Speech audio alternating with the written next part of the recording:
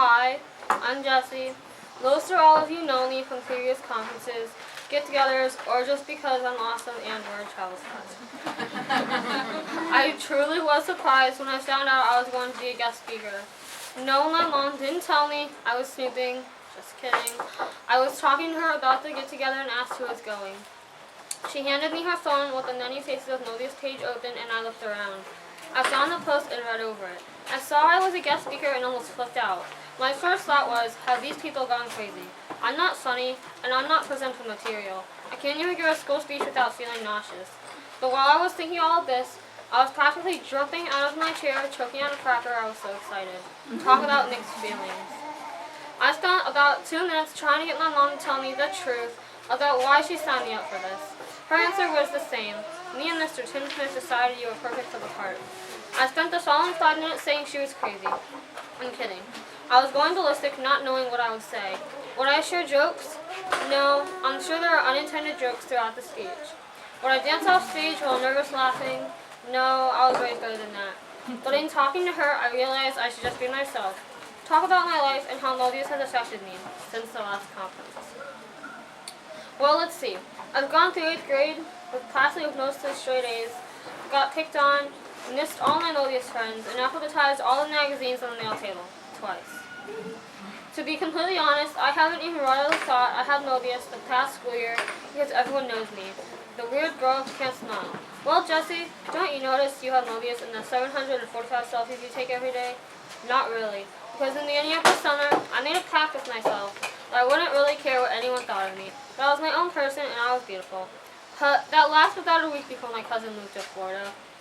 My mom said she was amazing, that she was a cheerleader, and my thought when she said we were going to see her was, am I going to play the I'm so sick I can't move card, or that I just got my heart broken because I wasn't accepted on the high school cheer team. Yeah, that's the one. Well, I was forced to go anyway. On the way there, I thought she was going to be blonde and fabulous and have everything I ever wanted, and be that one cousin who thinks they're better than their family. Well, let me be the first to say, I'm glad she wasn't. But she was a cheerleader, and it kind of bugged me since I got rejected from my high school cheer team. I learned that we have everything in common. I'm not even joking. We like the same designers, the same musicians, the same authors.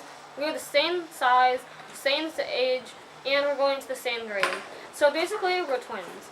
Or so her sister Abby says. Oh, her name is Josie. After being a scared little chicken, I manned up and talked to her. We hung out, put her mom's clothes on hangers and in the closet, and went swimming with her. She is by far my favorite cousin.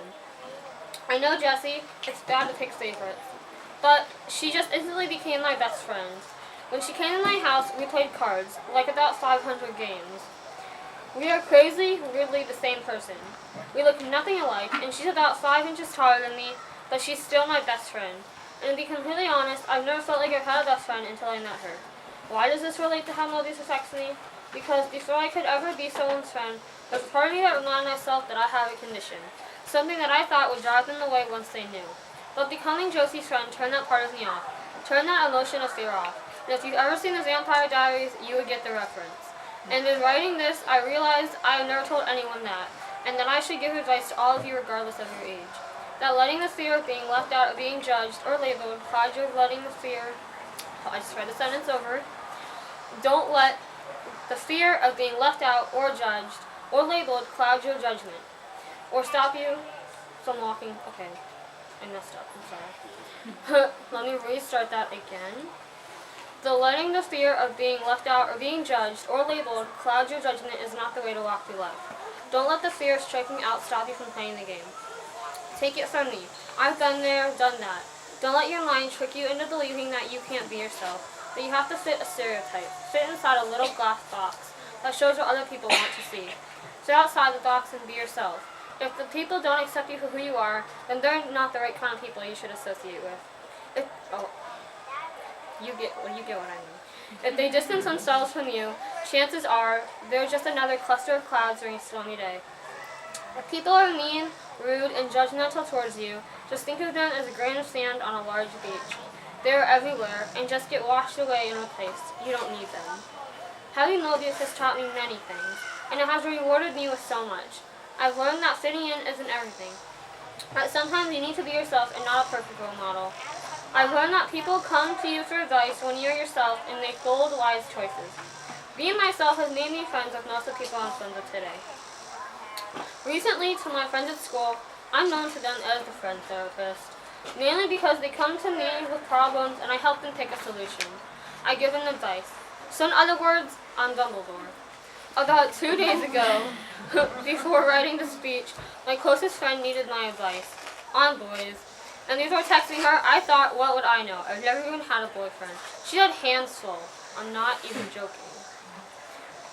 I agreed to give her advice. See, I'm good at being a listener, just not all the time. Anyway, she was going on a date. Go figure. Well, she didn't need clothing advice, which personally is a good idea because you've seen my fashion choices.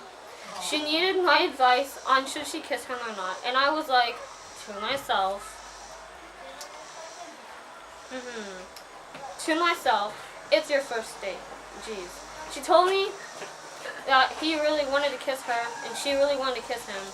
She told me, I think it's too soon though, and I agreed and nodded my head. I told her, if you don't want to, then tell him how you feel.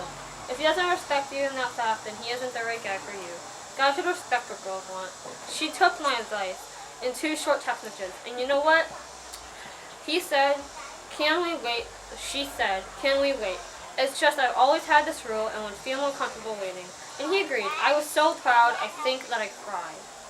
Sometimes, getting the simplest advice can impact hugely on someone's life, as shown in this example. I conclude my talk with a little piece of advice from my favorite artist, Demi Lovato.